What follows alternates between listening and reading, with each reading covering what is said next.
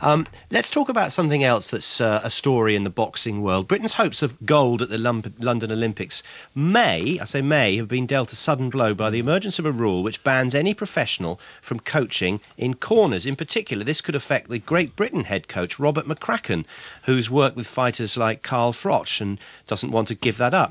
Mike, what's the latest on this then? Well, here's a bit of background. The world governing body, AIBA, said last week that they had a long-standing rule forbidding professionals to work at amateur events and in the corner with amateur boxers at those tournaments. Now, Robert McCracken, who's nurtured Carl Froch throughout Froch's professional career, which is 9 years old, suddenly found that his position, coaching the Olympic squad at the English Institute of Sport in Sheffield, was in jeopardy. Why now is the question we're all asking. That's what's difficult to understand, because McCracken has been carrying out these dual roles, if you like, nurturing Froch and the Olympic squad for the best part of 18 months now. Yet it's only now that AIBA have decided to remind the British authorities of this rule. And they told me a few days ago that they genuinely didn't know that McCracken was involved with Carl Froch. And when I said, are you sure this is a man who's been involved in turning some of the most high-profile and exciting professional fights of the last 2.5 years?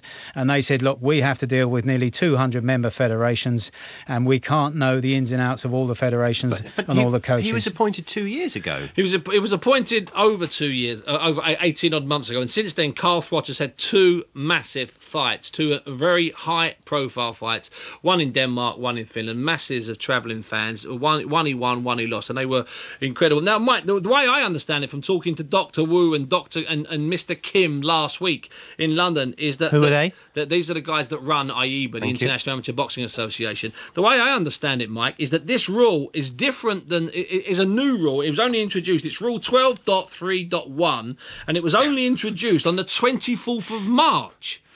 Which I find staggering. Steve. Yeah, and see, I've been told a different story. There we go. And that's what's, really strange about this story. I was told that the rule was there. It was just in a different part of the rule book. There's a very interesting piece and a timely piece today in Boxing News, Steve. It's written by Daniel Herbert, who's Boxing News expert on the amateurs. And he points out that in France, a man called Dominique Nato, who's basically their national technical director, is also heavily involved with the professionals. So this is a story, to use the journalistic phrase, this one's got legs. Right, OK. Well, let's speak to someone who's going to be directly affected by this. Someone with first-hand experience of McCracken's coaching is Khalid Yafai. He's one of Britain's best hopes for 2012, a gold medalist at the Felix Stam Memorial Tournament last weekend, which is a very highly regarded tournament in Poland.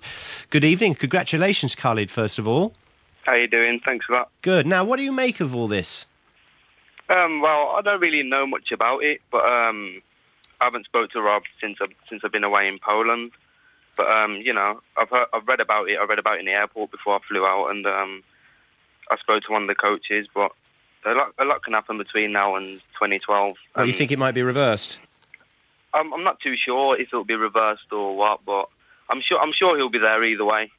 How important has Robert McCracken been to your career so far, Khalid? Oh, Rob's been a massive influence since he took over. Just the way he works with us, everything's so independent, everything's individualised. So he's been a massive, massive help to my career, and he's turned it round. How big a blow will this be, Mike? Well, as I said, with this revelation today that the French are employing a man who's heavily associated with the professional ranks as well, I'm not so sure that this is the end of the story. But there might also be a situation. See, what's another strange element to this rule is they're saying that anyone with professional links cannot work at tournaments. But that would mean that Rob McCracken can still work with Khalid and the others at the English Institute of Sport in Sheffield on a daily basis, and they're up there for 4 days a week. And so, it could well be that it has minimal effect. But as I say, this story isn't over yet. There's some fighting to be done on this. Mike, there is some fighting to be done. And you and I both know from being Olympic veterans on the safe side of the ropes that if a coach goes to the Olympics without Olympic accreditation, he may as well be in another country from the fighters. And that's what worries me. It's fine at the Felix Stam. It's even fine probably at the World Championships, the first Olympic qualifier later this year in Baku in Azerbaijan. But I'm really concerned about the contact Rob would be allowed, or Richie as well would be allowed, Richie Woodall would be allowed come 2012. 12 because you know how severely and seriously the rules and regulations are enforced at that level. Well, and that's my fear. Well, let's hope it gets sorted out. Khalid, before you go, I just want to ask you, is it right that you were filming an Olympic advert for one of the main sponsors, but you had to go to Ukraine for this? Why did you have to go there? Well, what it is, Visa wanted to do an Olympic advert with some of the athletes as sponsors. So they wanted it somewhere where it was snowing. They found a nice place with a shipyard, and it's an amazing. Why did they want a shipyard? Don't I'm not ask. too sure.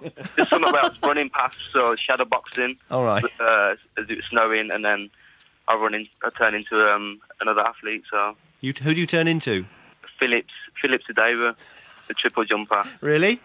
So yeah, you'll have to have a look, man. It's really cool. Hey, listen, Khalid, It's a good piece, and Khalid Yafai is the first face to appear on the advert. Yeah. So. Cal, you should have got Philip's job. He actually went to Jamaica for 2 weeks on holiday to film his, man. You missed out, brother. Yeah. You got the wrong I trip. know that they had the athletes that went to Argentina, Portugal, and You went to a Ukraine, blooming so. shipyard in Ukraine. That's what we call the I short straw. hope you get a better draw at the Olympics, Khalid. Brilliant. I hope so. Listen, I good hope luck, so. mate. Thank you very much for Thanks, sparing Cal. the time. Khalid Yafai.